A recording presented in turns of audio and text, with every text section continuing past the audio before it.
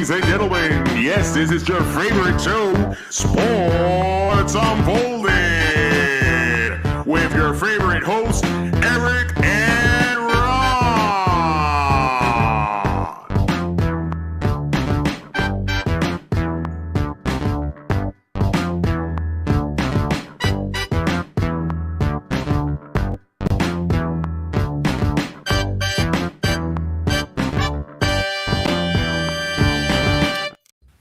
Hey, sports fans! Welcome to the best sports podcast on the planet, Sports Unfolded, where we cover all of the top sports stories that have happened this week. I am your host, Eric. Main man right over there, Ron. How are you tonight? I'm doing okay. Still in mourning, for the disastrous off-season so far. For the Boston Bruins? For everybody. For everybody. I'm sure we'll get into some of that tonight. We are a live sports podcast, so please, if you're joining us live tonight, join the chat. Let us know what you think. If you have any opinions, want to talk about anything, we'd love to talk to you as well.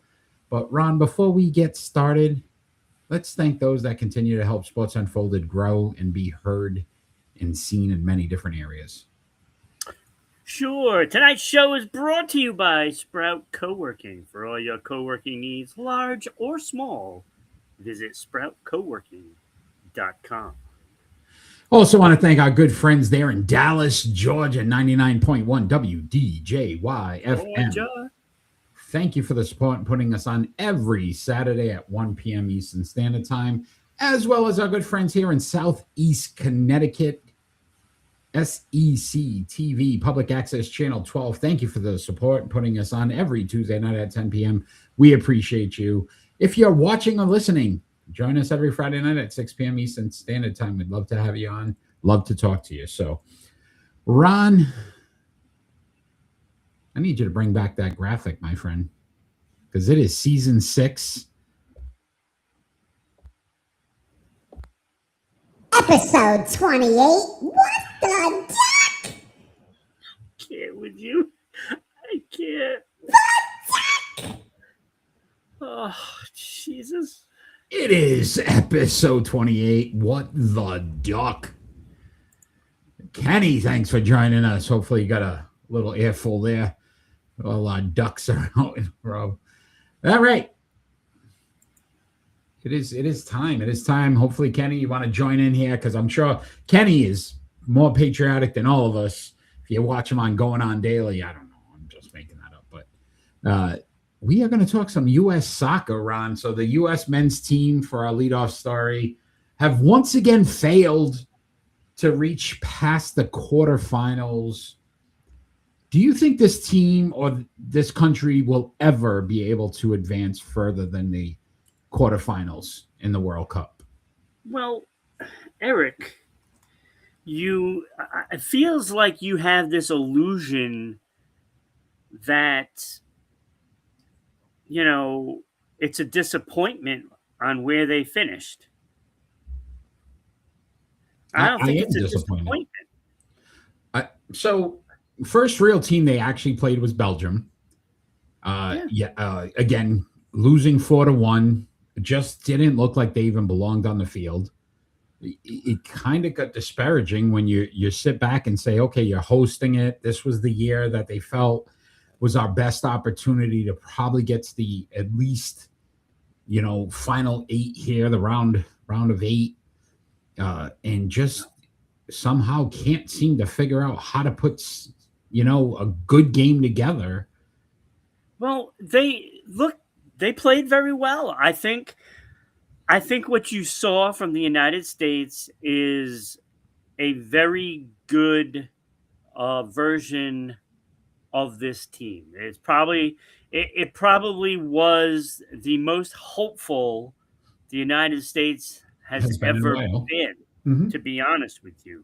Now, when you look at the whole picture, they had to play Belgium. Belgium is the 8th best team in the world.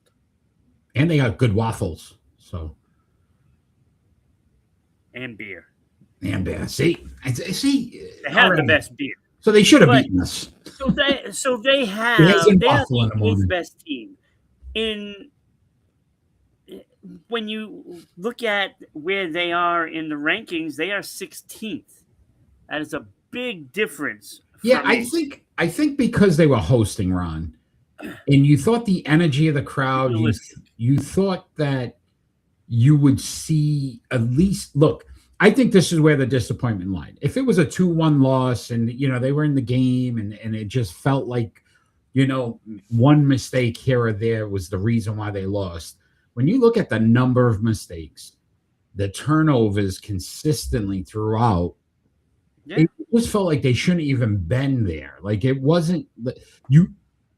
I compared it to this, and I saw a meme on it. And again, we all know, diehard Patriot fan, Drake May in the background for me. But it was like watching the Patriots against the Seahawks. Like you finally played somebody that was a high caliber team, and all of a sudden you were exposed. Like nothing you could do was right.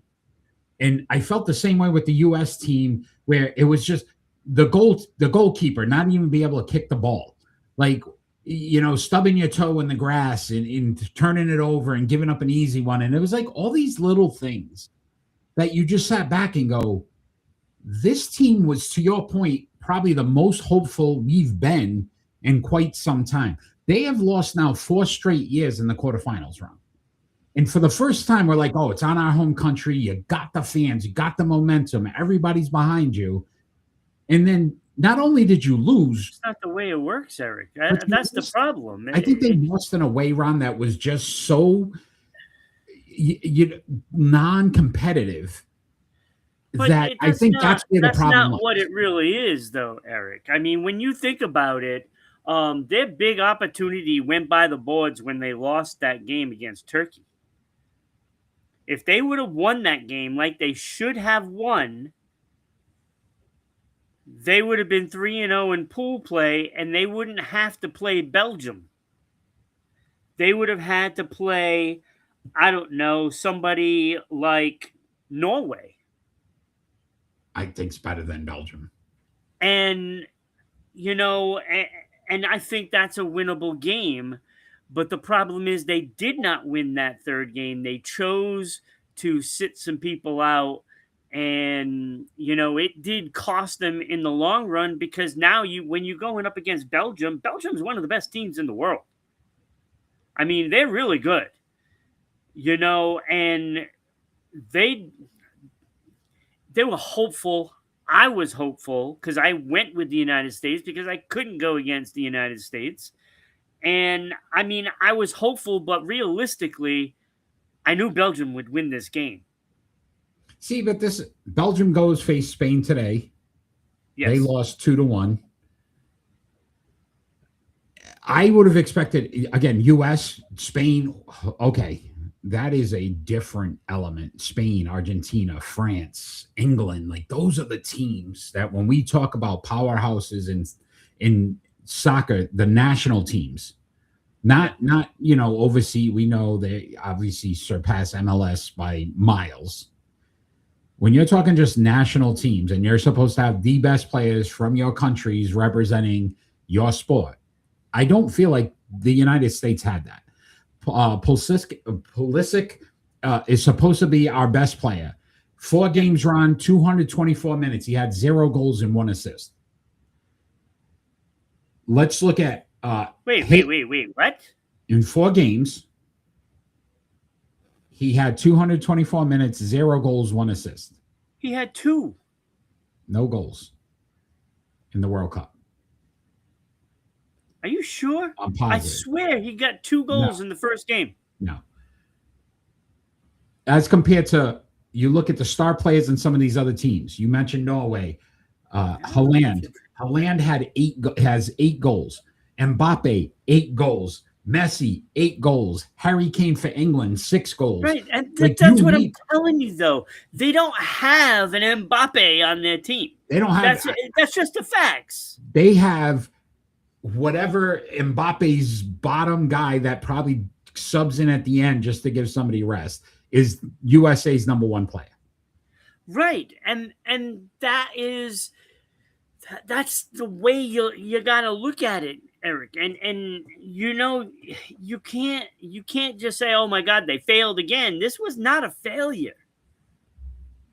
This was not a failure. Now, I what do am you think shocked about tonight. Portugal? What do you think about Portugal? Again, tough loss. I didn't think they played well. I don't think Ronaldo was really into this year in the World Cup. He knew it was ending, and he looked it. He looked like a guy that should, say, "I'm done."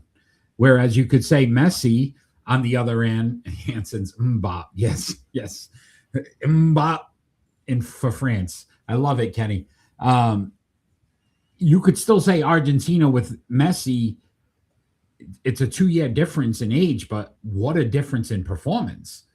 Yeah. So I was disappointed in Portugal because, again, if this is your last run or your last hurrah, Portugal is a powerhouse. I would say they're a top 6 team in the country, the world. Right. Yeah.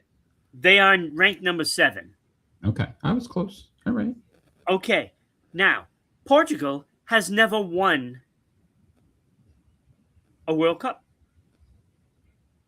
And they're decades ahead of the United States. Yeah, I wasn't expecting USA to win, Ron.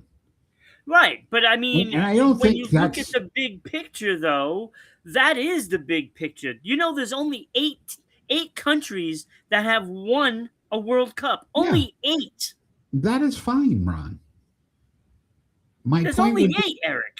Okay, in the last 16 years, this is as far as they've gotten. Yes. And it's just, again, at some point, you'd want to see some kind of stride to say, again, this was your year. That's all we kept hearing. This was the year. They've played so well in group play. They looked so good in group play, and everybody was so excited about it. And then as soon as you get an opportunity, to really show that you belong, just that you belong. I don't feel like they did that. They didn't accomplish that by the way they lost, Ron. It's not that they lost. I agree with you. If they had lost that game, it's a great team. If they lost that game in an overtime or a shootout,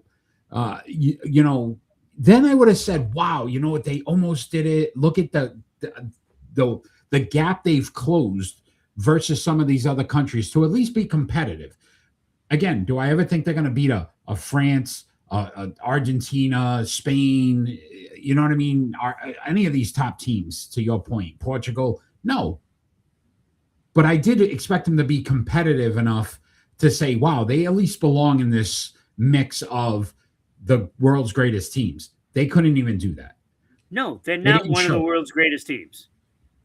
That's just the facts.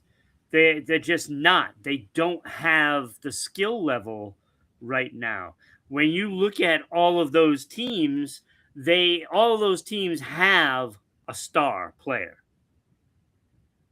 I mean, when you look at the United States, they have a good player, but he's not a star. They hyped him up. Maybe that's the media. Maybe that's U.S. soccer and whatever. That was their mistake because they had fans that don't normally watch. Right. Or are involved in football, soccer, whichever country you're from and want to call. This was the first time you saw a lot of people just talking about it. I have a coworker who lived in England and now he lives here, and we talk every day about the World Cup because that's his bread and butter. That's what they know.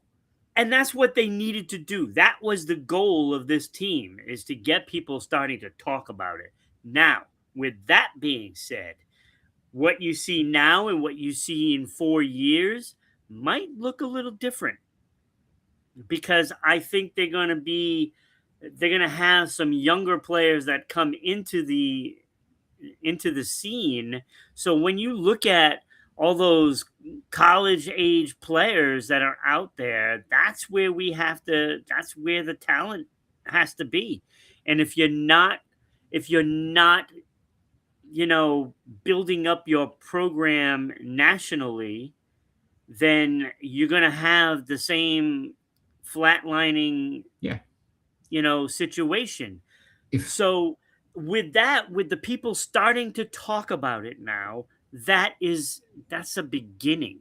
And you can't have those high expectations until the country itself puts it on the top of the heap of all the sports. Yeah, which will never And the happen. problem with that's not going to happen Ever. anytime soon. Ever. I don't think it'll ever happen. You're not going to surpass the NFL. You're not going to surpass the NBA. Major League Baseball, for all those, old time just sports guys, that's their sport, no matter what. And then I would say this: hockey has made but think about what it did for hockey with them winning in the Olympics. Yeah. That's the opportunity. This is why USA soccer will not be successful, because people don't feel like that same enthusiasm that they did at hockey. All of a sudden, the hockey postseason had more viewers than they ever had in the history of the game, because now people wanted to see these players that they saw win a gold medal, play with their teams and see how they did. And that's what this team now has to generate, some players, right? It has to generate those players. Yeah. Whether they're in high school and college right now, your best bet is really tackling that high school game. Because when you have a senior in high school who's 17, 18 years old, in 4 years they're 22. They could be skillful enough to do it. Most likely they would be a reserve, but that's the beginning. That's how you start. And you have to get people talking about it. I heard on the radio the other day, and I thought this might be, again, I don't know what USA Soccer can and can't do.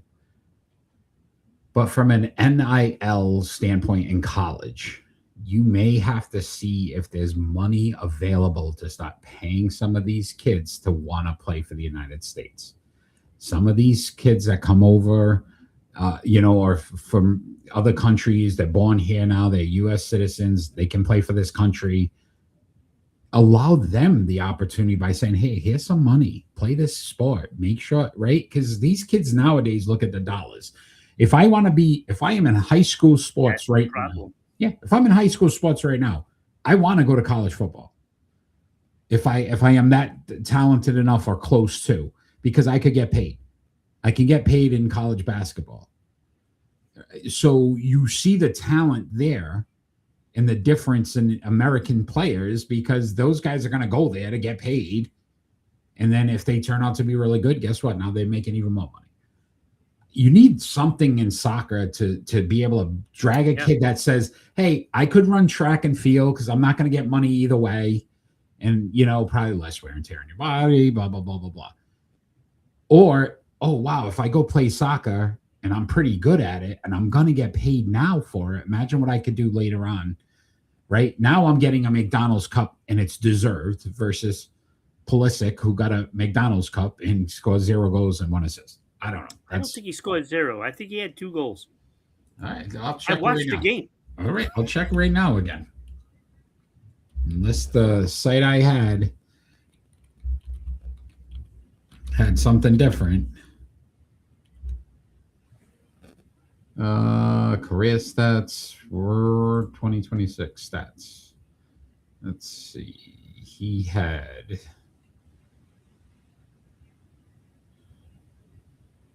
played in 4 games. I'm pretty sure he had 33. 3 starts. No. 3 starts, 224 minutes, 0 goals, 1 assist. What site are you looking at? This is World Cup Pass.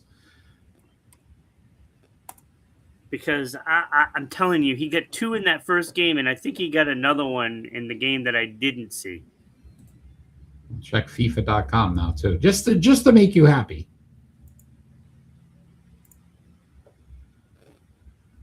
Do they have a stats thing here? Team and stats. All right. Stats. Because I'm almost positive. Goals. All right. Goals. Load more. You said he's got. Okay, hold on. Loading more.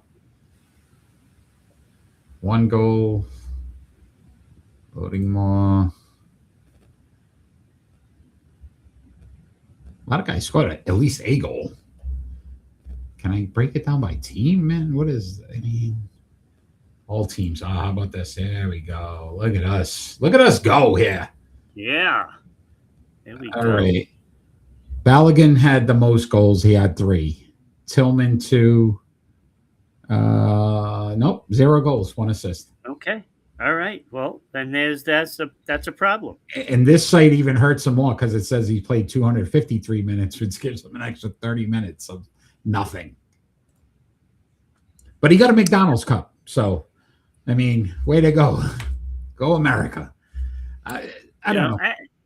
But that's ultimately the problem, is that you just don't have those great players like these other countries do, because the other countries, that's their focus, is soccer. The amazing thing is, the amazing thing, Ron, and this is going to sound, but the women's game and how dominant the U.S. is there, right? Because we gave them opportunities a lot earlier, and they built that. Because when you think about it, the women have only select sports where it pays to play for them. And in this case, women's soccer is more relevant because that is the sport that we, surpass everybody on. Insane. With women. Insane. And, it's the same thing. It's like, basketball and hockey are really the 3 sports that the women can go into and have a career. Yeah, you even see the U.S. women's hockey. Yeah, good call. Good call. You know what I said after that game, though, Ron, the other night with the USA against Belgium? What the duck? I knew it was coming. I can see you looking down and trying to press buttons. All right, Ron, let's move on to the NFL. Hey, there's always 4 years later. Maybe we'll still be on. Go USA. All right, Ron, this story is obviously local to us, but it's starting to get a little concerning. Should we be concerned with the fact that the New England Patriots and Christian Gonzalez have not come to terms on a contract as of yet? We should always be concerned because, I mean, I don't think that they'll. There you go here. So I went back a little bit. So Ty Law, obviously we knew one of the greatest cornerbacks in New England Patriots history, right? Refused to pay him. But then Deion Branch, who became basically a niche for New England's offense, Super Bowl MVP, all this stuff. He had a contract extension coming up. They traded him to Seattle. Mm-hmm. As of 2024, if you want to go more recent, Matthew Judon. Yep. Again, don't want to pay. Now, again, Judon towards the end of his career. Branch, I would still say, Hugo, thanks for joining. But again, you're looking at $31 million a season, probably is what he's going to be in the range for. Trent McDuffie is the highest paid cornerback in the league right now, $31 million. Sauce Gardner is number 2 at $30.1 million, and then Derek Stingley Jr., $30 million. He's going to want to be in that range, probably a little more. New England has about $37 million in cap space available. The question would be is this: are they going to allocate most of that money to one player? If they're going to do that, you would have had this deal done already. The fact that they haven't, Ron, kind of scares me, because if they're expecting him to play this season on his contract, he's not going to do it. Do you think he's top 5 in the league? Based on his numbers, no. But this is what happened. So 2025, he played in 14 games. He had 69 combined tackles, 10 pass defendeds, no interceptions. So you're like, not very good. It's okay. Like, it's okay. Here's where he got his money. In the postseason, in the 4 games, 19 combined tackles, 7 passes defended, 1 forced fumble, 1 interception. He was their best player during the postseason on the defensive side of the ball. So you could say he's a shutdown corner based on his postseason performance. I don't know if he's worth $31 million because I don't think regular season numbers should matter too. And he's only had 3 interceptions in his career. And I don't feel like he's the Darrelle Revis. They don't throw to his side at all. They throw on his side. So he should have more than what he has. So that's my opinion. Yeah, that pretty much says it all, right? And what you're saying, I'm sure, is what they're saying in the front office. It's like, how are we going to give this guy what he wants when he's not worth what he wants? And I see all the talk that he's, easily top 5, cornerback. And I'm not, I don't agree with that assessment. I am, I think the schemes that the Patriots have been very generous to him in his style of play. And I gotta say, I didn't see much of a difference when somebody was in there for him. Yeah, I will say this. So McDuffie, 63 combined tackles, 1 interception, 1 forced fumble last season. Again, not record-breaking by any means, but again, he's the highest paid. Sauce Gardner missed a lot of time, so I'm not even going to waste my time with him. Let me see what Derek Stingley did. And then if you look at it that last season, now here you go, 4 interceptions, 1 for a touchdown. Like that to me is a shutdown corner. Yeah, I don't look. I don't think it's worth it. I really don't.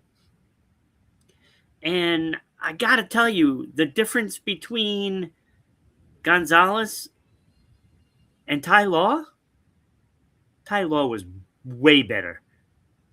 Way better. Like, you could tell the difference. Like, Ty Law seemed like he was everywhere. I don't feel like that with Christian Gonzalez. And in fact, I feel it's the opposite. I feel like he gets burnt at least once per game for a touchdown. And I don't pay him. Can the Patriots afford not to have him, though? That would be that's another story. What do you have in place? Can you trade him and get a guy that may not have the name for himself and do the job? Because, frankly, I think that defense made him look good. It was a very good defense.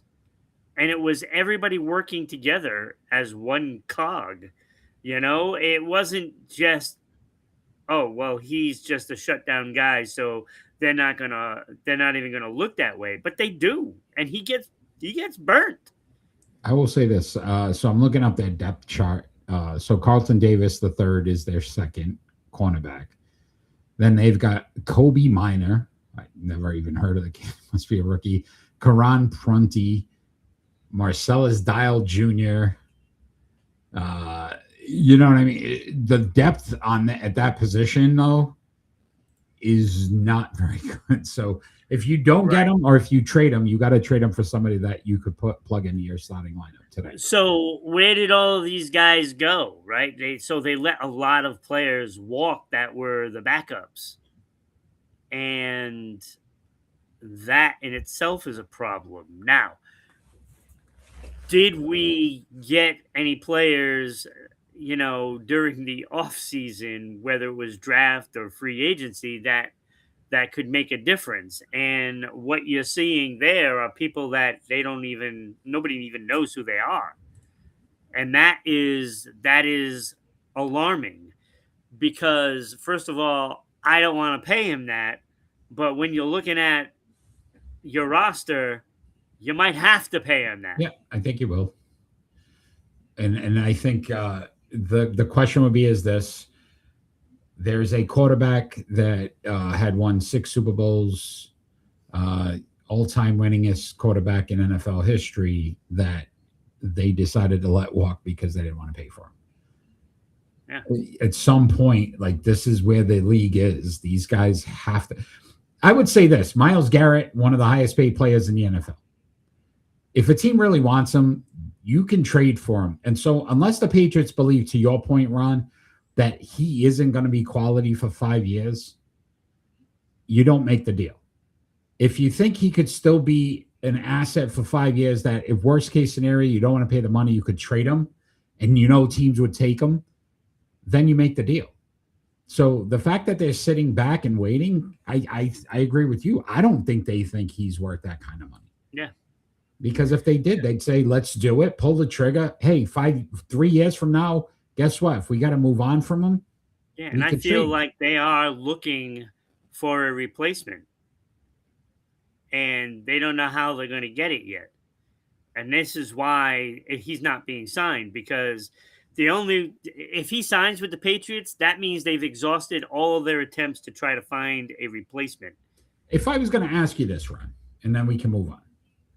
There were 2 positions that we felt were probably the biggest need for the New England Patriots last season during that Super Bowl. It was offensive line, which they drafted an offensive lineman. They also signed the kid formerly of the Jets. And then you wide receiver. And wide receiver. And you get A.J. Brown. Yeah. You keep Christian Gonzalez, you try to make another run.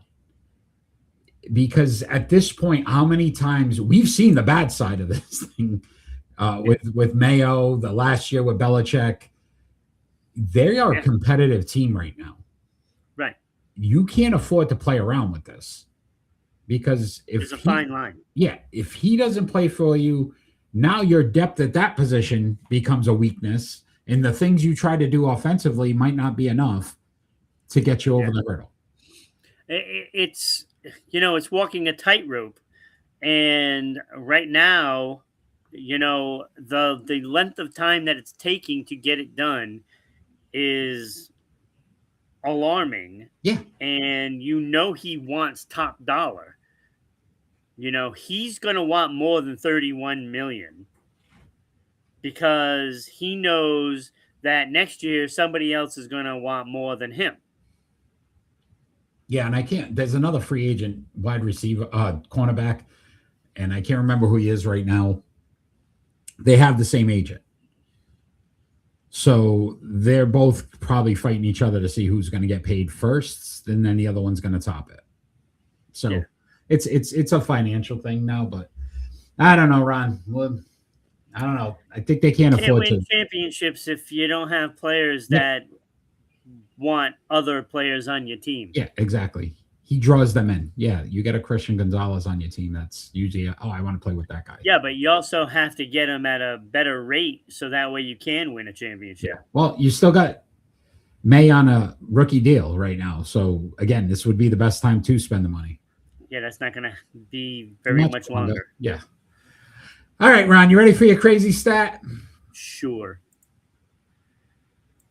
One of your favorite players of all time. I'm sure you're a huge fan. You probably still got his jersey. Jim Hardy. Do you know who Jim Hardy was?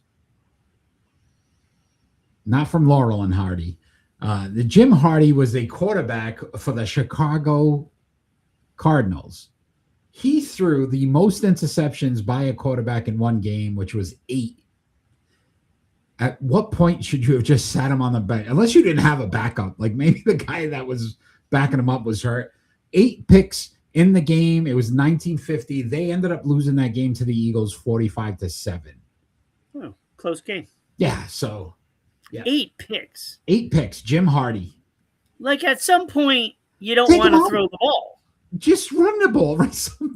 Like, unless it was all second half. Like, hey, the first half. Like, think about this. Imagine if he didn't throw the ball the whole game. Do you think they would have given up 45 points? Probably not. Probably not. Probably not. So Jim Hardy, the most picks in a game. All right, Ron, it is starting 5 time.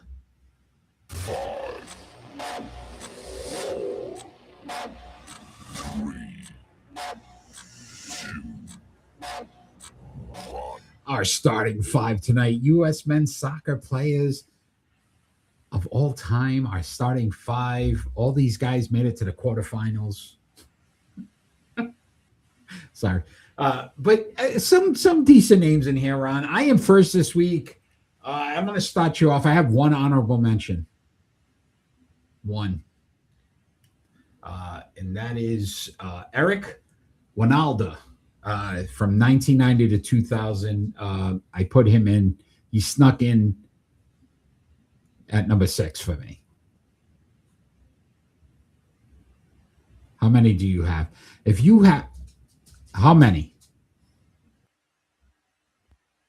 I didn't want to leave anybody out. What the duck?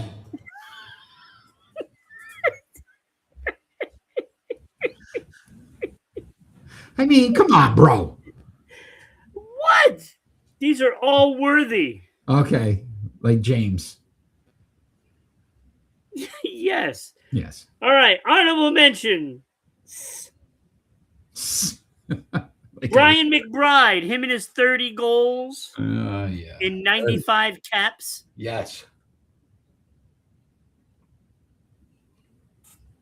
You are so soccer. You are a soccer guy now. Look at you speaking in soccer terms. Kobe Jones, honorable mention. Thought about it. 164 caps. Played a lot for the United States. Yeah. 22 assists. He was more, in his own end. But he was really good. Okay. I could have used him. Sure.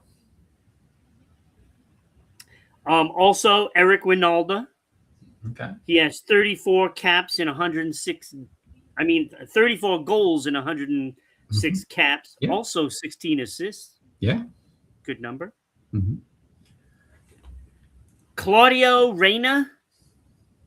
Honorable mention. Okay. And my bubble guy, I'll bubble you. Joey Altidore. I think we're gonna go Joey Chestnut. 42 goals in 115 caps. Not bad. That's good. It's pretty good. That is pretty good. All right, we can get to our list. All right, at number 5, I have a thing now, Ron.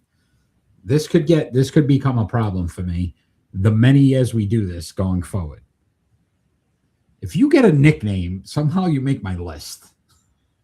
You got to make my list. You get a nickname, it means people think you're a badass. You're getting them on my list. So I started at number 5 with Brad Friedel. From 92 to 2005, he was the second ever goalkeeper to have 2 penalty saves in a regular Yes. match, not overtime or Yes, I know. I read that stat. And nicknamed the Human Wall. The guy didn't let goals go through. You get a nickname, you get on my list. Number 5 for me, the Human Wall. Wasn't in the top 2 in wins. Doesn't matter. He's got a nickname. Makes my list. I got a nickname for you, but I can't say it because we're... My number 5 is goalkeeper Casey Keller, who had 53 wins, number 2 all time. 97 clean sheets. And they're all pristine, white, and folded nicely. I haven't had clean sheets in many years. Oh, that's probably not something else. Disturbing. That's disturbing. Well, then. That's shutouts, by the way. Oh, I called it something else. Those are S-outs. He is number 1 all time for clean sheets, by the way. All right. Like nobody cleaned his sheets like Keller. I think you're full of sheets right now. When you keep going, I can see what you're doing here. But all right. That was my At number number 4 for me, I had Claudio Reyna from '94 to 2006. In 2002, Ron, he was named to the team of tournaments in the World Cup because he was one of the top performers in 2002. So guess what? He performed on the biggest stage. You get in for me, my friend. Okay. Yeah, it was an honorable mention. 19 career assists. Don't matter. It's a good It play. was team of the tournament. One of the top players. Who else who's going to be in there this year? Nobody. That's what you get. Number 4 for me is Tim Howard, goalkeeper. You give no love to goaltenders or goalkeepers. 63 wins, an all-time record for the United States men's team. He also was second in clean sheets. So he cleaned almost as much as Keller and was the second all-time in that with 42 clean sheets. I should get a commercial with these guys. Like, you need clean sheets. Right? At 3 for me was Tim Howard from 2002 to 2017. Did you know, Ron, that he holds the record for the most saves in a World Cup match with 16 against Belgium? Maybe they could have used him this time around, but holds the record for the most saves. What was wrong with their defense? That's the record. That's pretty bad. I mean, when you think about 16 shots on goal is a lot. Yeah, a lot. They go halves without even a shot. Like, I know. And I'm like 16 and what? And he saved them all. Good job. Tim Howard, number 3 for me. It's good. That's a good stat, by the way. Number 3 for me is Christian Pulisic. The man has 33 career goals.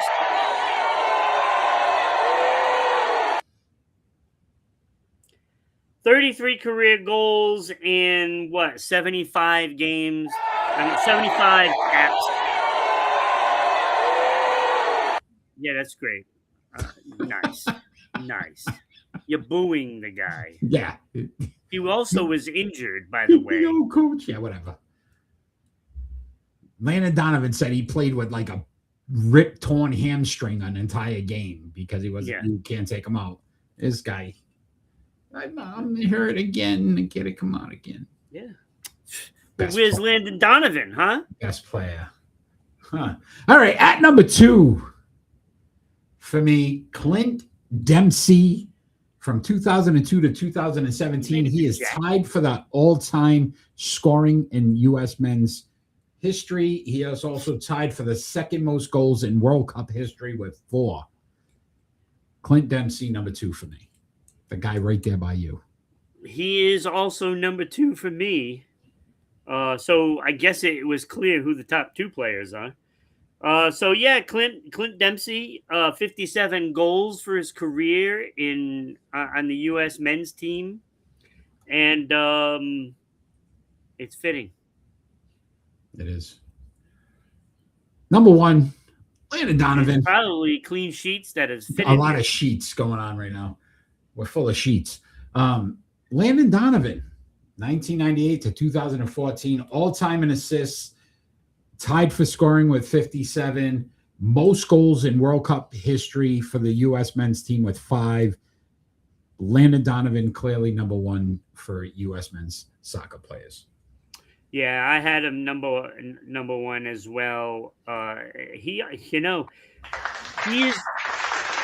the only player to get 50 goals and 50 assists. Nice. I mean, that pretty damn good. A landmark player right awesome. there. He's clearly the best guy. That is great. Clearly. Oh, quick stat too. Eric Wijnaldum, right? Yes. Wijnaldum, yeah. He was the first player to score an MLS goal when the league started. First player to ever score a goal. It's kind of cool. It is cool. His son plays now. Oh, yeah? Yeah. kind of got snubbed. Oh, wow. Breaking news. You ready? Spurs have signed Victor Wembanyama to a 5-year, $252 million max rookie scale contract. So Wembanyama locked up with Spurs now for the next 5 years at $252 million. 50 mil. Not bad, huh? Not bad. All right, Ron. Wait till my contract is up. Oh, I can't. Oh, geez. Oh, boy. Oh.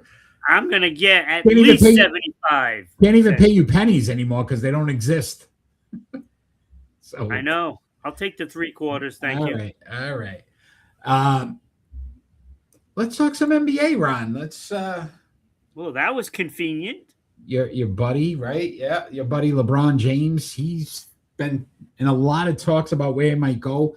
Golden State being one of those teams, and the Warriors. Would it make sense for the Golden State Warriors and LeBron James to partner? I'm not sure. That would be a really old team. Yeah, that's what I was saying. They should put like a retirement home sign over at the arena, and then people can walk in and oh, we've got shuffleboard in the corner for everybody. The And team is so old that they're going to have to move the Social Security office to the arena. I thought you were going to make me say, how old are they? They are No. so old. Yeah, so I was looking at their core players: Steph Curry, 38, Jimmy Butler, 36, Draymond Green, 36, adding a 41-year-old LeBron James.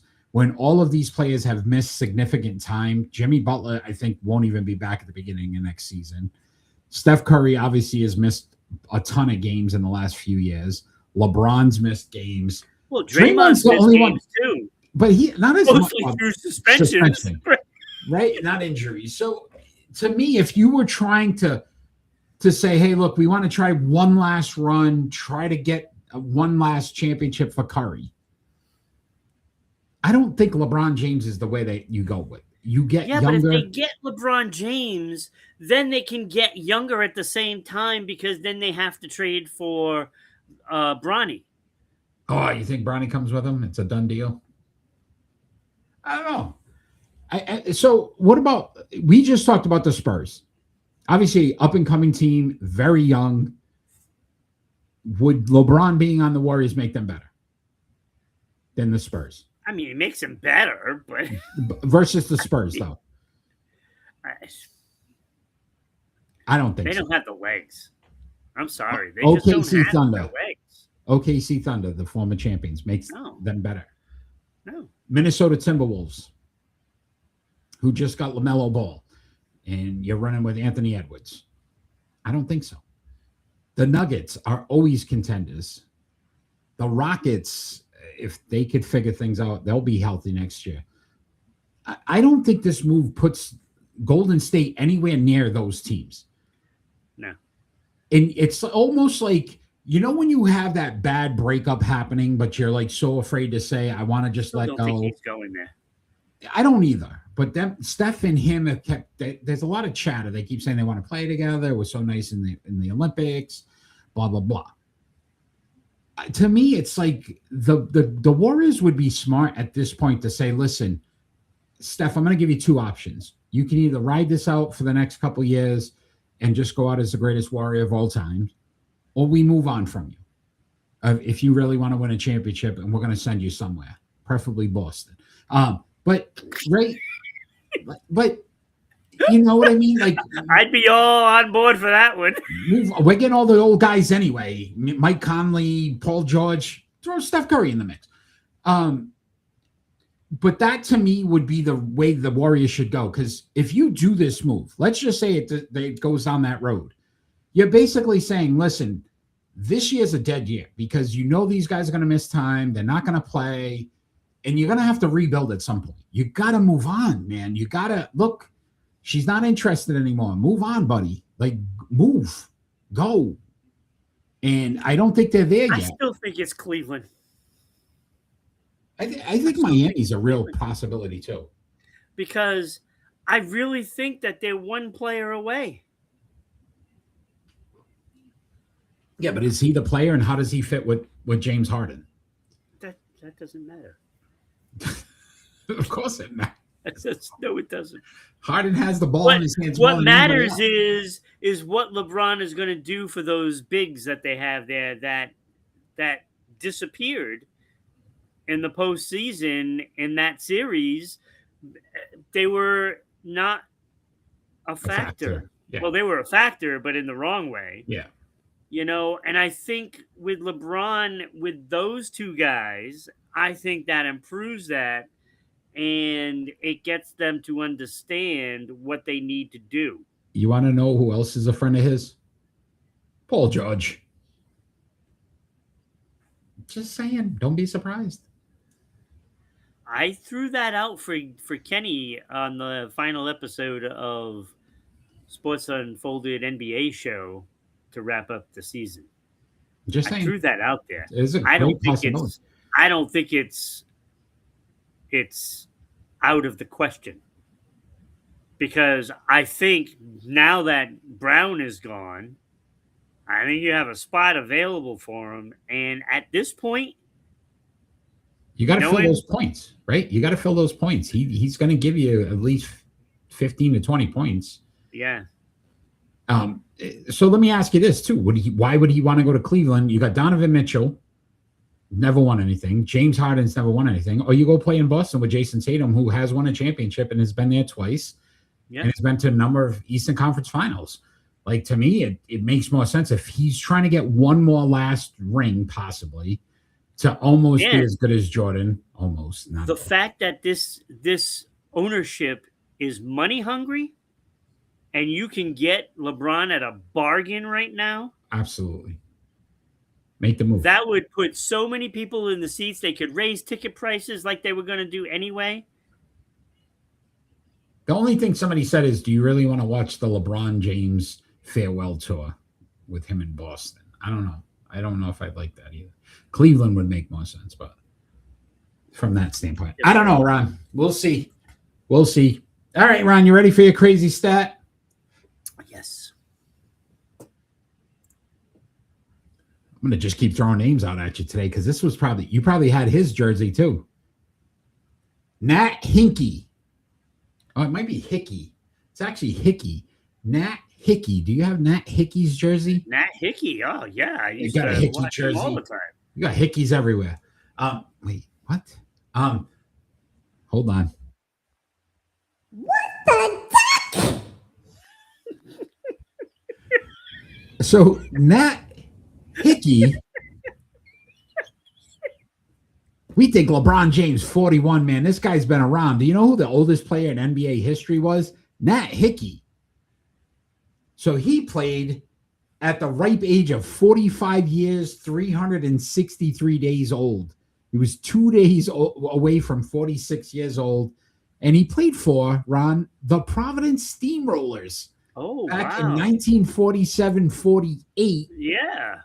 And he averaged, he scored 2 points in 2 games and then quickly retired again. And he had 5 personal fouls. So, I mean, that's his stat line for the oldest player to ever play in the NBA. 2 points, 5 personal fouls in 2 games. Nat Hickey. I believe that's cheating to get that. Yeah, Nat Hickey. But he is a stat legend. Stat legend, my friend. Let's talk some Major League Baseball, Ron. Let's talk about your Boston Red Sox. They are on a heater right now. 6 straight games won. They are only 2.5 games back. That's some socks. 2.5 games back of the wild card. They're right on you. I know. Should they be buyers or sellers with the upcoming? We've got about a month, a little less than a month before the trade deadline in Major League Baseball. I think it's the first, August 3rd, if I'm not mistaken. So what should Boston be doing or thinking about right now? Okay. This is how it's going to play out, Eric. I've been waiting for this. This is how it's going to play out. So the Red Sox are making it interesting. Just, hanging around. They are 2.5 games back of the wild card spot. 2.5. And when I look at it, they are a plus 18 run differential. The teams ahead of them, Toronto minus 35 run differential, Houston minus 48 differential, Minnesota minus 17 differential, Cleveland, who is in a wild card spot, is a minus 9 differential, and then Seattle is a plus 20. Now, when I look at those numbers, I'm like, oh yeah, they could actually take that spot. So what's going to happen is, like, I don't know, a week before the deadline, say, the Red Sox are going to have a little press conference and Breslow is going to come out saying, oh, yeah, we're going to do everything we can to Improve make the team. moves to get into that postseason. He's going to drop that little nugget on everybody. And everybody's like, okay, yes, let's go. Who we getting? Who we getting? And then there'll be a lot of chatter. Oh, it could be Scooble, right? Oh, you know how many people are going to be all over that one. Red Sox are getting Scooble. It's almost a done deal, right? Oh, wait. Just couldn't get it done. They wanted Roman Anthony for Scooble, and we didn't want to do that because he's our future. We didn't want to do that. Oh. Now they focus. Oh, there's some other guys out there. Kevin Gausman. Oh, we tried, but Toronto wanted too much from us because they're in our division. Couldn't get it done. It will be one player after another. It's like, let's see how many people we can string along for this. And you know what's going to get done? Last day, they're going to decide, we couldn't get anything done, so we decided to trade Sonny Gray. We decided to trade Garrett Whitlock, etc., etc., etc. That's how it's going to play out. So they're going to tell everybody that they're in and they want to go for it, and they're going to trade away a lot of pieces. All right. So I'm going to disagree with you. I think they're going to be biased, and I'm going to tell you why they're going to be biased. The American League is horrid. It is hard. It is not good at all. They have a shot to get into the postseason. They have a great shot. And they could honestly win the whole thing. Like, they could win the American League. It's not out of the, like, if they were like, you had, let's just say the Tampa Bay Rays were, only had 10 losses on the season, just dominating. You're like, it's like the National League, the Dodgers. Everybody knows the Dodgers are the team. That's it, period. It don't matter. There's no team like that in the American League. Yeah. If you're this close and you don't need a lot, you probably need a bat. Francisco Lindor has been mentioned as a possible trade option. See, it's already beginning. I'm going to start it. I'm starting it, Ron. It's already beginning. The Red Sox are getting Francisco Lindor until they can't. But if they legitimately, if Breslow wants to save his job, because I still think it's not a guarantee he keeps it. Oh, he's going to keep it. 2.5 games. If you're 2.5 games going into that break where the deadline comes, you got to make moves. Listen, Sonny Gray's a good pitcher. To your point, they probably got to upgrade and get another starter, right? You probably get a bat, Corey Seager, Francisco Lindor. You start to look at some of those big names that might be available. Seager's not having a great year, but again, maybe a change of scenery. You got to make a move because even in the American League East, they're third. They're not like the Yankees, whatever they're deciding to do. And then you got Aaron Judge, who might not come back till September. And you got the Tampa Bay Rays, who are just overperforming. You might even win the division.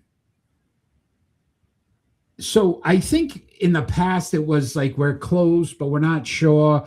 Or there's those dominant teams. Yeah, there's not a dominant team. When I look at it, those are all the reasons why they should go for it, right? But those are also the reasons why they're not going to go for it, because deep down inside they could literally make a run without doing anything. And but I still think they'll make a move. They'll like get a catcher or something they like always that. get like random They'll make a middle move. relief guy that we've never heard. They're gonna do something. It's like, oh, okay, so they just worked on that. They got a nice relief pitcher. They're gonna get a relief pitcher because they're gonna move Garrett. They're gonna move him. So let me ask you this question, Ron, because you, of all people, have told me this in the past. They're waiting for Garrett Crochet to come back. That's an acquisition. That makes your starting rotation a lot better, right? Roman Anthony's down in Florida now, rehabbing. Yep. You get him back. Yeah. That makes you better. Yes. So they may be looking at it that way as well when they don't buy big. But they may buy. I'm telling you, not buy big. This is classic Red Sox stuff. They're going to get everybody's hopes up. And in the long run, it's going to fall apart because they couldn't get anything done. They couldn't get the players they want. So they decided, we're going to just sell. All right. I mean, I think they're buying. I don't think they buy big, though.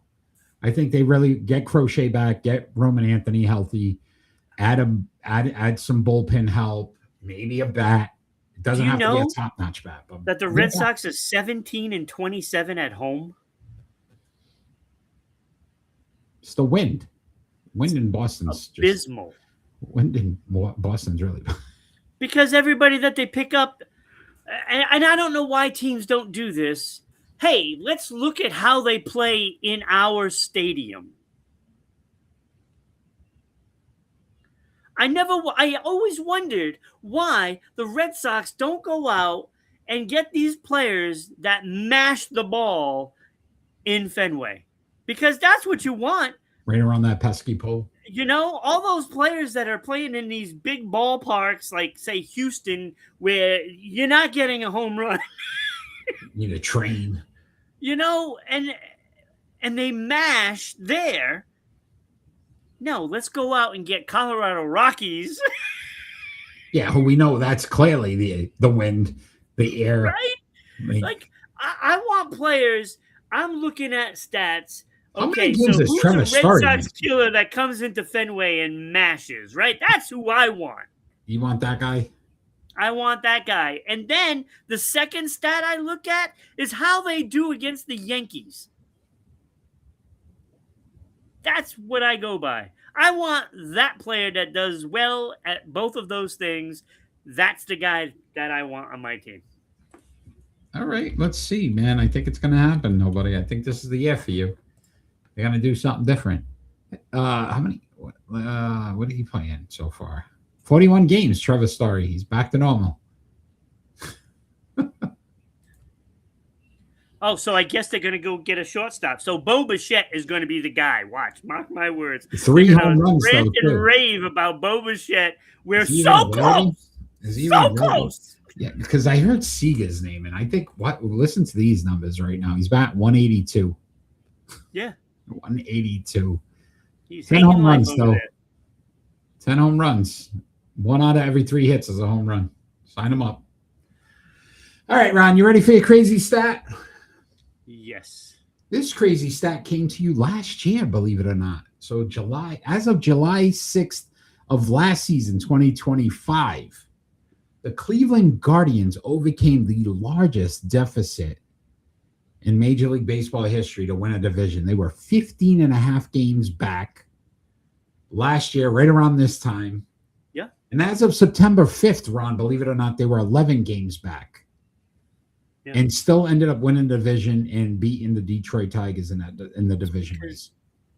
That division sucks. How crazy is that, though? 15 and you were 11 games back. There was probably 2 weeks.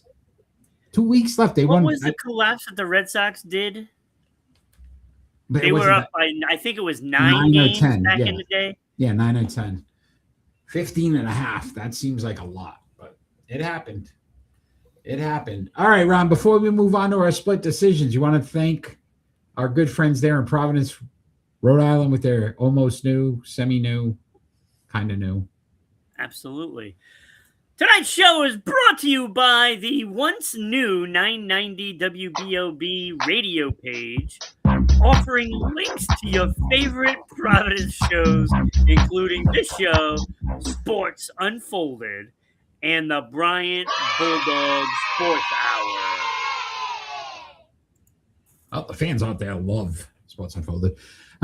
We also want to thank our good friends there in Dallas, Georgia, 99.1 WDJY FM. Thank you for your support, as well as our good friends here in Southeast Connecticut, S6E28 Public Access Channel 12. Guys are awesome, putting us on every week as well. We appreciate it. All right, Ron, it is time for split decisions.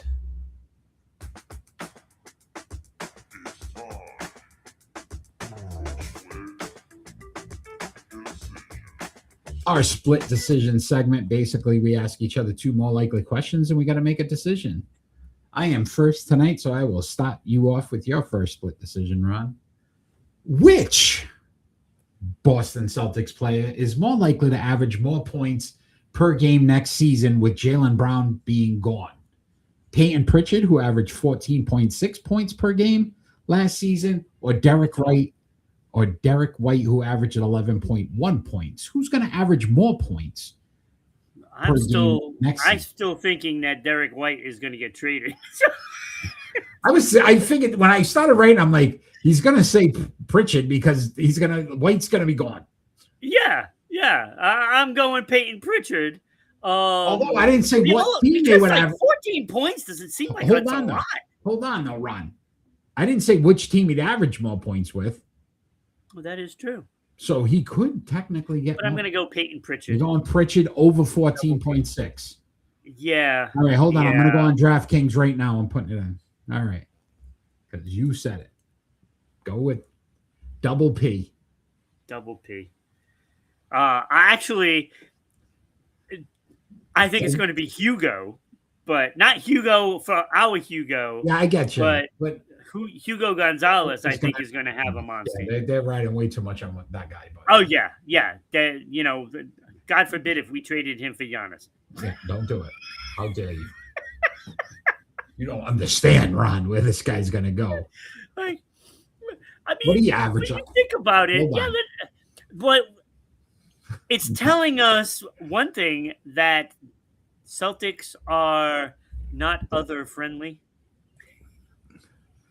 He averaged 3.9 They wanted points, to keep this guy. Ron, 3.9 points per game. Yeah, I think he's going to average more. I hope so. Yeah.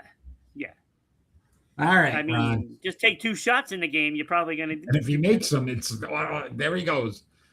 Sky's the limit. Remember when they had a chance to break the record for 3-pointers and they couldn't hit another one? Yeah. And there was 4 minutes left in the game, and everybody's throwing. Nobody could hit a shot. Oh my God, it was brutal. They almost lost the game. Stupid. All right, what do you got? Your first split decision. All right. Sticking with the NBA, who is more likely to win MVP this coming season? Ja Morant, Kawhi Leonard, Yeesh. Giannis. Can I say his last name? Antetokounmpo. Okay, thank you. Or Jaylen Brown. Who's more likely to win MVP? It's not going to be Brown, only because I think there's too many. There's one ball, too many players. Embiid's going to, if he's healthy. Yeah, but Ball's not on the team. Yeah, not different balls. So with Embiid, with Maxey, I just don't see how he's going to be able to put up MVP numbers. Ja Morant, I don't know. It really depends on if this kid puts his head on the correct way. I think he could be a legitimate superstar. I just don't know if he's there, and I think Portland's not probably the right atmosphere for him to be, a legitimate superstar. So I'm going to take Jar out of it, which leaves me Giannis and Kawhi. Yeah, Kawhi. I will say this Kawhi Leonard non-trade until they do the investigation thing. I think he may get suspended. In all honesty, I think that was a shady deal. We talked about it months ago. I could see him getting suspended, which would definitely hurt his MVP chances. So that means Giannis has to play at least 65 games. There's your other issue. So more likely would be Brown because I think he could play more than 65. But I would go Giannis because I just think if he's 65 plus games, he's going to dominate in Miami because it's him and Bam. Bam, bam. And I think he's gonna get the majority of the shots. So I'm going Giannis. But Okay. Good question. Good question. All right, Ron, your second split decision. Which is more likely? Novak Djokovic wins another major or Tiger Woods wins another major? Djokovic. He just lost in the semis of Wimbledon. Tiger's not winning again ever. You don't think so? No. You So think I'm going to go Jokic Djokovic is? based on You that. do. Yeah, I don't think he's going to win one either. I don't think so either, but but at Of least the he two? made it to the semis. Okay. All right. What about Rory McIlroy? I was going to throw him in there, but Well, then I would pick him out of everybody. probably pick Rory. Yeah. Okay. All right. Second split decision. I threw a golf tennis question Yes. at you. Huh? I know. I love it. I'm loving it. A little different. I did not. In fact, If you go with lacrosse, mine could be a possibly two, a twofer. like a part one and part two. Okay. All right.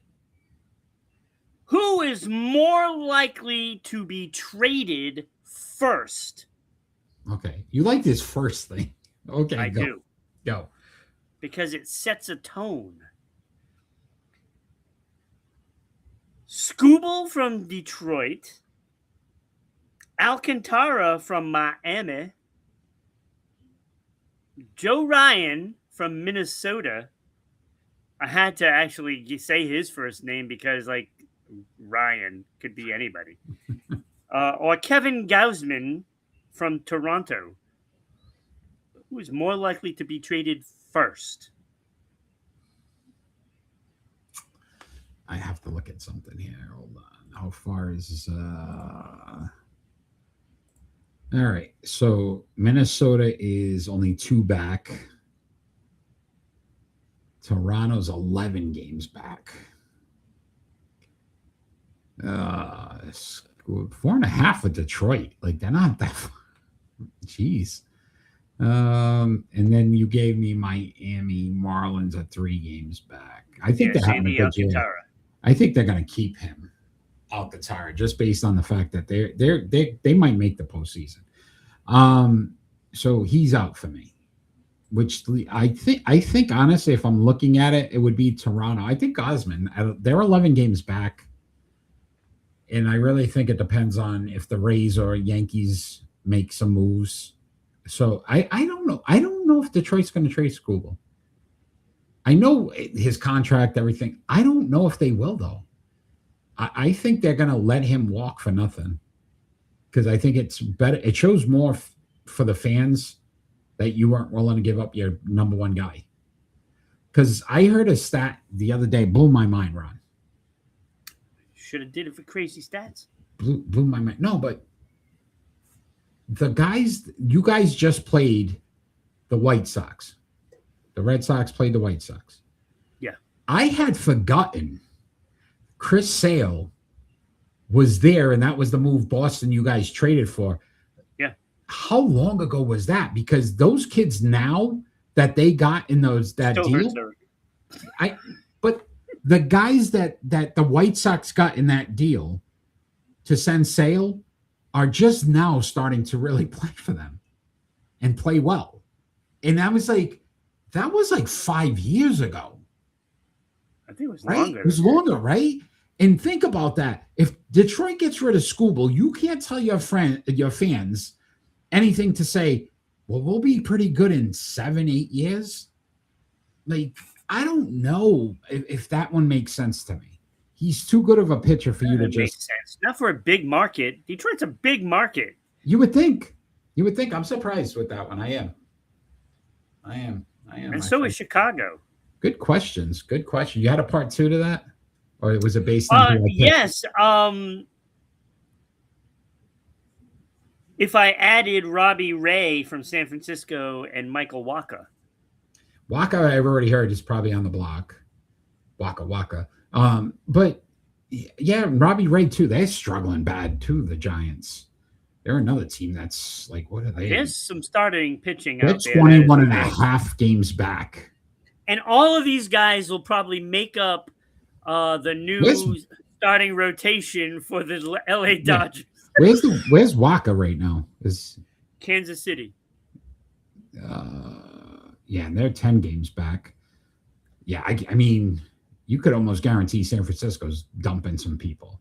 Yeah, like Wacha and Ray are definitely going to be out. Yeah. They're going.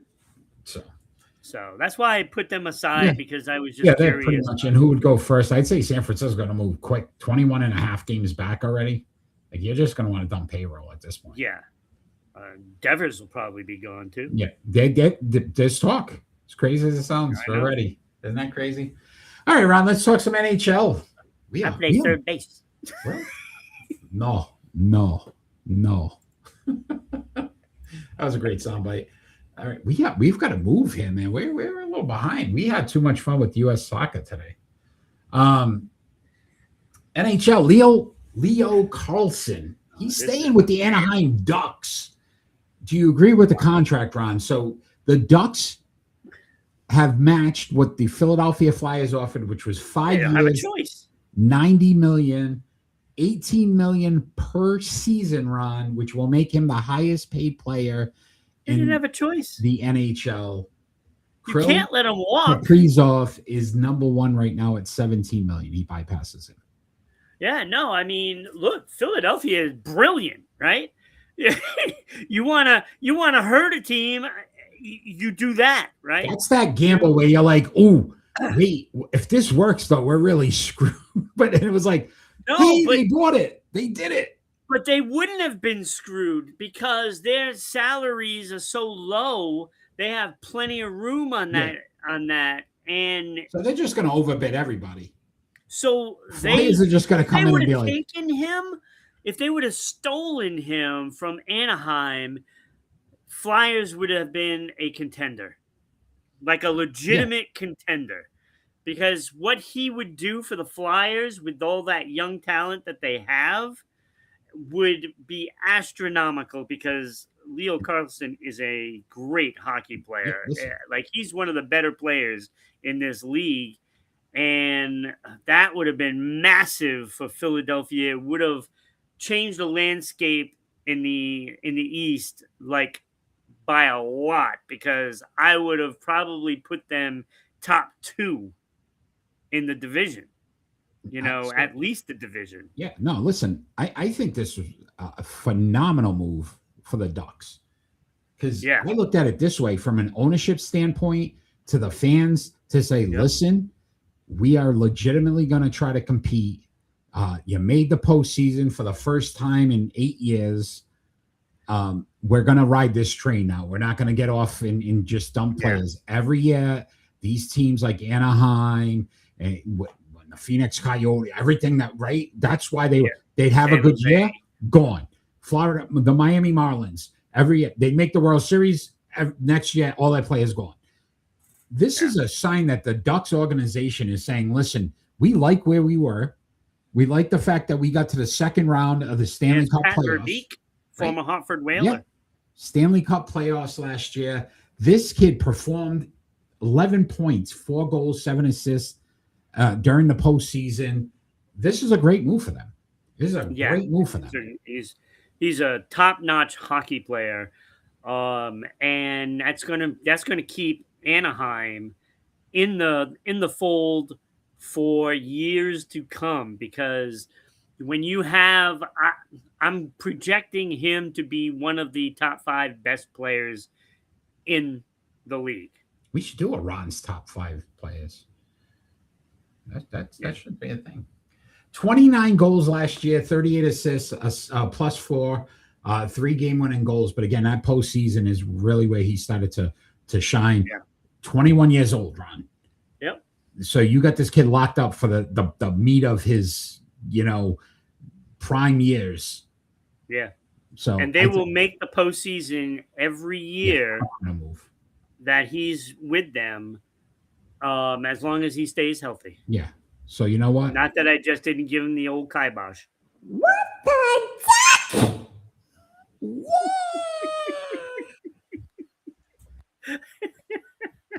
Good job, Ducks. Good job. No, All right, I would have matched that.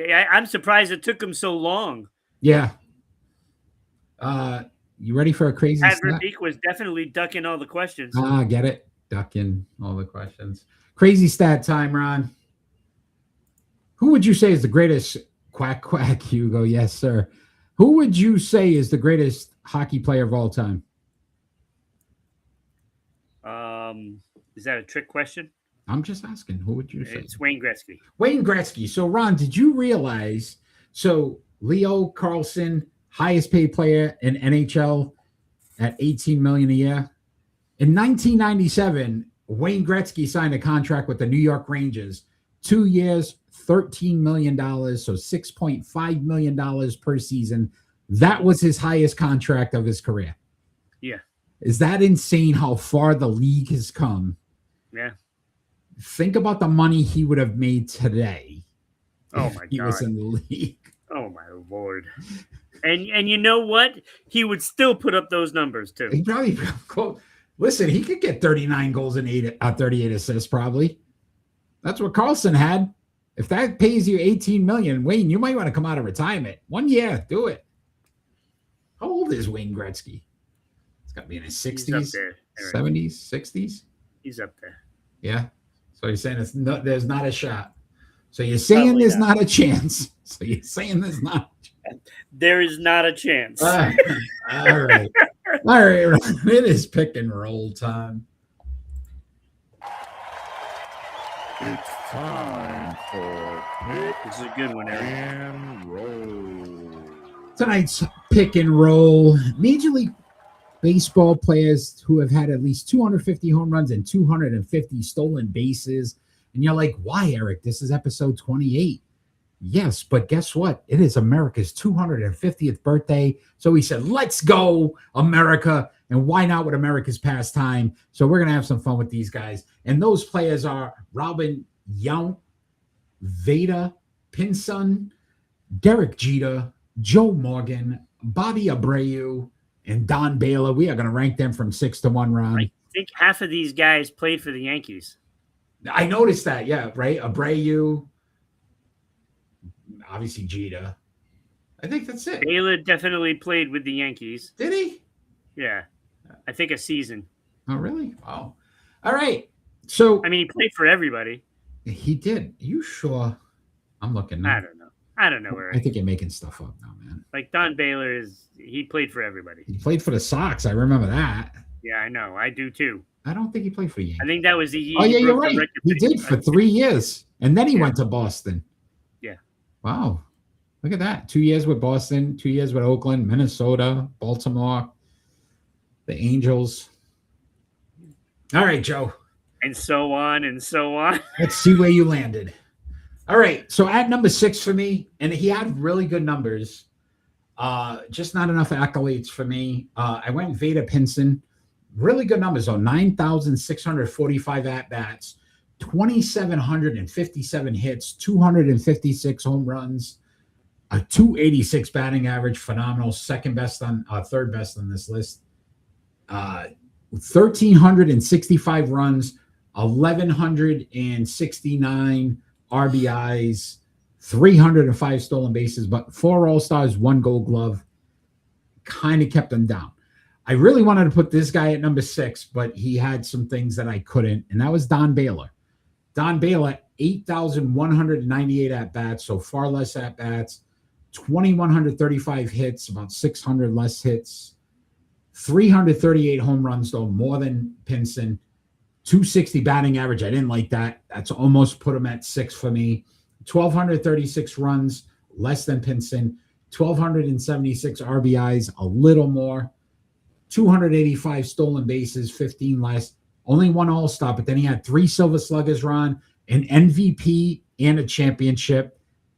Only thing that pushed him to number 5 for me was that MVP and the championship, because his numbers were not better than Pinson.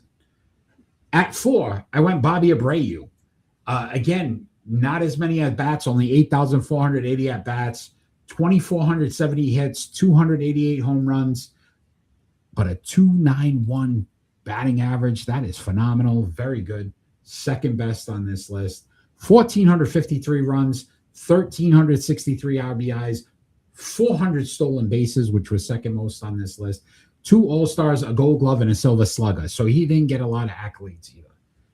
At 3, I went Robin Yount, 11,008 at-bats, 3,142 hits. Only 2 guys made over 3,000 hits. He was one of them on this list. 251 home runs, just got there. 285 batting average is still very respectable. 1,632 runs, 1,406 runs batted in, best on the list. 271 stolen bases, a 3-time All-Star, 3-time Silver Slugger, won a Gold Glove, 1-time Major League Baseball Player of the Year, and a 2-time MVP. Not bad career for Robin Yount. At number 2, though, we just talked about him, Joe Morgan, 9,277 at-bats, 2,517 hits, 268 home runs, a 271 batting average, 1,650 runs, 1,133 RBIs, but 689 stolen bases, Ron. By far the best on this list. It wasn't even close. 10-time All-Star, 5 Gold Gloves, 1 Silver Slugger, 2 Major League Baseball Players of the Year, 2 MVPs, and 2 championships. But clear-cut number 1 for me on this list, the man in the middle right there, the best shortstop to ever play the game in New York, Derek Jeter. 11,195 at-bats, 3,465 hits, Ron, best on the list. 260 home runs, a 310 batting average, phenomenal. 1,923 runs, 1,311 RBIs, 358 stolen bases, 14 All-Stars, not that great, right? 5 Gold Gloves, 5 Silver Sluggers, a Rookie of the Year, I don't know, 5 rings, overrated, and a 1-time World Series MVP. Derek Jeter, number 1 on my list. So I did this the same way There he goes with his fly. as I did last week. Okay. So in order of each category, Okay. I 1, 2, 3. So the low number wins, right? So when it all came down to it, Don Baylor was 61 and Pinson was 57. So it was really close with those two. Yeah, I can see it. But the fact that Don Baylor had an MVP and a championship kind of overrided those little 4 little points. So I did put Pinson at number 6, and I did put Don Baylor at number 5. Okay. Also, I had Bobby Abreu at number 4. Okay. He was a guy that, was pretty good. I mean, I like his numbers, and he didn't lead in any category, but he was around the same numbers for everybody. So he had a much better career than what I thought he had. Yeah, agreed. That was a fact. I mean, I do love that batting average, 291. And he's a good ball player. He was. Just very consistent. Number 3, I also had Robin Yount. And when it came to the top 3, Robin Yount had 43 of those points. Joe Morgan had 40. And again, so I did look at that because it was close. but Joe Morgan was still the leader in that, and Robin Yount didn't have a World Series, even though he did have the 2 MVPs, but so did Joe Morgan. Yeah, So it was that a was wash. not a factor. It was a wash. And because Joe Morgan had 2 World Series, I had to keep Joe Morgan at number 2 like it should have been. But Derek Jeter had 25 points. So he had 15 less than number 2, and it wasn't close because Derek Jeter had the most at-bats, over 11,000. He had the most hits, 3465. He had the best batting average, 310, the only one in the 300s. Mm-hmm. He had the most runs, 1,923. He had the most World Series championships, 5. He had the most All-Star appearances with 14. Gold Gloves tied with 5 with Joe Morgan. Silver Sluggers had the most of that with 5. He also is the only player that had a Rookie of the Year. He is also the only player that had a World Series MVP. And he did win a Clemente Award, as did Don Baylor. And across the board, it is clearly Derek Jeter by a mile. It's not even close. Not even close. Yeah, I really thought it was going to be a little closer at some points. And then I looked at it. Well, I mean, the stolen base is 689 for Joe Morgan. I was like, holy cow, right? And then you start to look at only one category. Some of the home runs. So, 338 for Don Baylor. So I'm like, oh, maybe he won't be as – but then you just put them all together, to your point. I mean, the hits, the batting average. It was everything. 5 championships. Total package. Yeah. So it's phenomenal. Total package. Not even close on my book. So that deserves a – good job. We got it right, my friend. We got had the same list. Pick and roll. Great job. Great job. All right, Ron. It is the final week for voting. the latest inductees for the Sports Unfolded Hall of Fame. De La Hoya and Iverson got in last month. We can continue this one for one more week to see if we could get a few more votes in. That is your QR code. Scan it now and vote for one of these fine pass rushers: Jason Taylor, Joey Porter, Michael Strahan, Dwight Freeney, or Julius Peppers. Strahan is currently in the lead. So Strahan is on his way to being a Sports Unfolded Hall of Fame member if you, the fans, don't vote for anyone else. My phone won't even work. See, they don't want you to vote, man. They don't want it. It's fixed. I can't move the thing up. All right.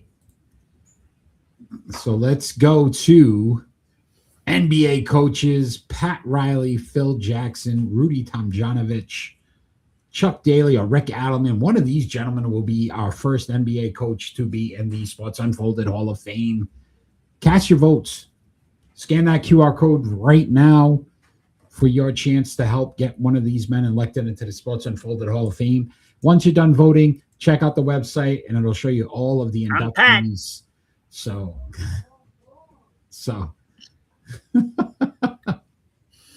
but that is going on now. All right, Ron. Who's winning that one? Phil Jackson was well ahead in that one, I believe. All right. It is prediction time. Rated. It was a tough week for most of us. I still gain 2 on you. I need to gain all I can right now. Hugo 1-6. Ron, the big winner, with 3-4. Not good at all. But we are going to hopefully have a better week this week. Well, hopefully I have a better week, not you. Believe it or not, the All-Star game kicked in next Tuesday, so that kind of threw some Major League Baseball games, but we still got 2 for you. So we're going to start off in Major League Baseball starting tonight with the Arizona Diamondbacks at the Los Angeles Dodgers. This is a best of 3 series. Believe it or not, the Diamondbacks are in second place in the West, so this is a big game for them, big series for them, but I am going to go with the Dodgers here at home. Yeah, I'm going Dodgers too. I'm not gonna. I probably won't ever go against them. Ever? Not while they're constructed like they are. Hopefully, if you're out there live See that, right Danny? Where now, are you? Where pick- are you, buddy? pick a I'm saying the team. Dodgers are winning it all. Wow. All right. Also in Major League Baseball, Ron, got the Atlanta Braves at the St. Louis Cardinals. Best of three. Who you taking? I'm going Atlanta. Hot Atlanta. Let's go, Atlantonians. I'm pretty sure St. Louis is like one game under 500 at home. Not very good at home. Yeah, the Braves are taking that series without a doubt. All right, Ron. Sweep. WNBA action tomorrow. We got the New York Liberty at the Minnesota Lynx. This game, believe it or not, last week as well. Both of these games were last week. But I will take I'm going to take the Lynx at home. I like them at home. I am as well, Eric. I see a pattern forming.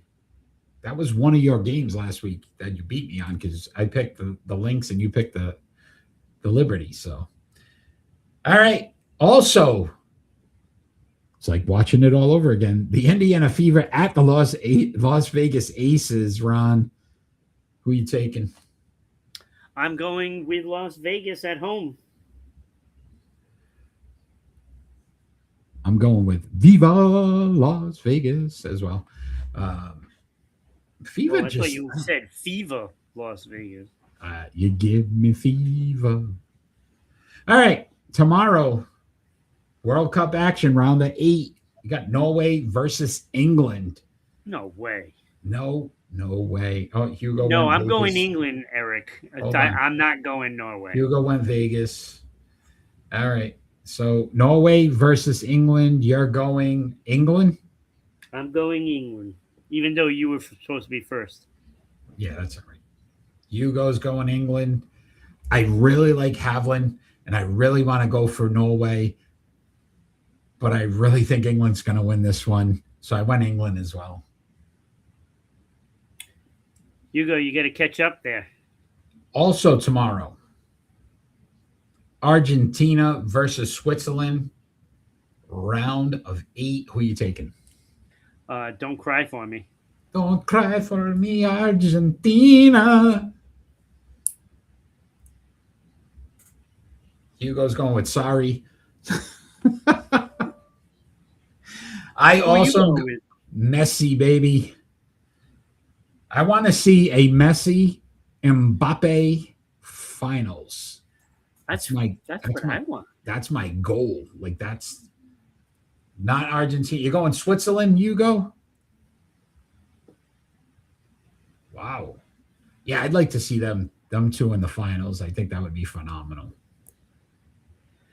I'm going to assume Hugo's going for Switzerland. He's going for Switzerland. Yes. Wow. All right. Go Swiss. All right, Ron. We've got to make this. Our drivers did not do well last week in NASCAR. This Sunday, you've got the Quaker State 400 in Hotlanta. It's in Atlanta. Our fans out there in Atlanta, I know they'll be there enjoying the race. Oh, all the Atlantanites are going to be there. I still don't think that's a thing. But I am going with Ryan Blaney. Ryan Blaney has ran this track extremely well. He is the favorite. So I'm going. Is he? I didn't even know that. He runs it well. I'm going to go with Chase Elliott. I think that's the first time I ever picked him. All right. I just figured, it's summertime, summertime blockbusters. And what other big blockbuster was there but E.T. in the summertime? So I went with Elliott. Phone home. Hugo's going with Chase Elliott as well. Phone home, Elliott. All right. I know you are you got your popcorn ready. You've got your adult beverages. You are going to sit on the couch tomorrow and you were going to watch Conor McGregor versus Max Holloway, UFC 329. Who are you taking, Ron? I'm going Holloway. I as well went Holloway. I think McGregor. I just look at it this way. He's I over. mean, it was He's 4 done. months ago. Holloway fought, even though it was a loss. I think he might be a little upset that he lost. Conor McGregor. It's been 5 years since. Yeah, he and I think fought. he's done. He's done. His career's over. And let me tell you, that last time he fought was not a pretty sight. The only reason why I may watch this is because I want to see if he does like the Mike Tyson thing where he just shows his ass as he's walking from the interview. Because Mike wasn't wearing. Why, you want to see his ass? Because that was the only interesting part of the fight. There was no fight in that damn thing. I just 5 years, like, It's too long. you know, you might be able to get away with that in boxing. Fight, yeah, but fight But somebody. this is UFC. You Mike are Tyson- not getting away with that. Tyson gets out of prison, he fights Peter McNeely. Like, clearly, it doesn't matter. McNeely was nowhere near his class. Right. Don't fight somebody that's currently fighting in UFC. I mean, this guy's After ranked number 5 years. 4. Yeah, he's gonna get his buttocks kicked. I actually hope so. Yeah. Conor Maybe I'll McGregor is just a. All right. It's a piece of sheets. Huh? No clean sheets here. Nope. So it's gonna be interesting. I wish I could watch it because I want to see him get his butt. Yeah, no problem. But I'm not gonna be here.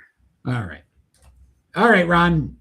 It is final thoughts time, and our final thoughts don't necessarily have to be about anything sports related. It could be about anything happening in the world today.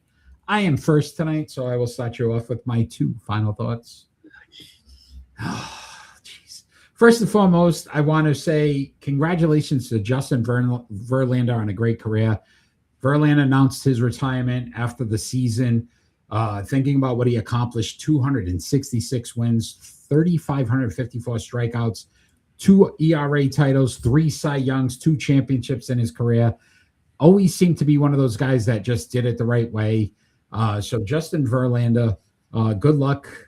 If you ever want to come on Sports Unfolded and do an interview, we'd love to have you, just to ask you about your career and what it meant to do all those great things. But, you know, not a guy that played for my team, but you could clearly root for him.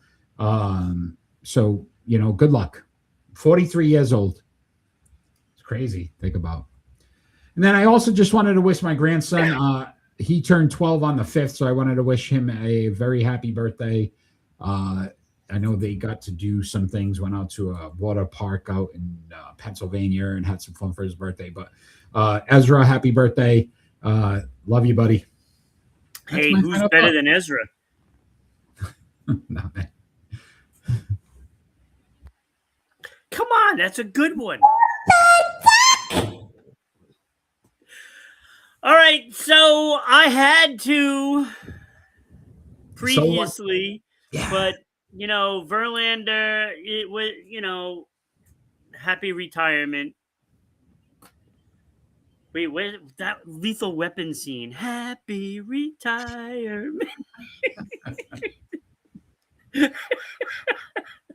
But my second goes out to the NHL or whoever made these decisions on this latest list of top forwards from every NHL team. Top forwards, right?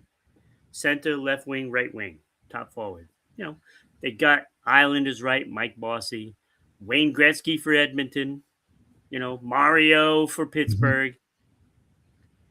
And although I love the guy, Patrice Bergeron is not the best forward the Bruins have ever had. Like, Wow. how could you have come to that decision? You have Johnny Busick. There's this guy that's currently playing that's pretty damn good right now, David Pastrnak. But how do you miss Phil Esposito. Like, how do you miss that? Like, I mean, he was breaking all the records when he was in Boston. Like, look, I love Patrice Bergeron. We know. But there's no way he's better than Phil Esposito. There's no way. It's not even remotely close. Like, they got it wrong. And, and it really bothered me. And I'm like, as big as a fan of Bergeron as I am, how could you have come to that decision? Like, at least take the easy way out and say Johnny Busick, right? That's the easy way. The guy played forever. He scored a ton of goals. Like, that's easy. Played his whole career here, right? I don't understand that, Eric. I just don't understand it. Just don't understand it. That's an odd one. And Well, now, wait, they're going to have another list, and it's going to be the best defenseman. And watch, they'll probably say it's Zdeno Chara. And not Ray Book. Yeah, sure. Not Ray Book or Bobby Orr. No, Bobby Orr. So, Ron, as we leave, I just want to, you remember those two people that climbed the Empire State Building and they had the flag? Yes. And I don't know if you realize the real reason why they did it, because they wanted to make sure that Sports Unfolded flag got hung up there at the Empire State Building. So just saying, even they're supporters of the Sports Unfolded, the best sports podcast on the planet. So thank you for that. Ron, it has been a pleasure. Thank you, Hugo, for joining us live. Kenny, for joining us live. All those that are going to watch us after, like, share, follow our show, all our social media platforms. Danny is finally here, Danny, as we leave tonight. But thank you, as always, Danny, for joining us at any point in time. We love you, buddy. We will get to do this all over again next Friday night, 6 p.m. Eastern Standard Time. Check us out, episode 29, and it won't be What the Duck. All right. With that, Ron. One more time. One more time for you. What the duck? Let's have some fun out there. Continue to enjoy sports. And all we ever ask for every single episode is that we finally get peace on earth. Have a good night, everybody. We'll see you next week.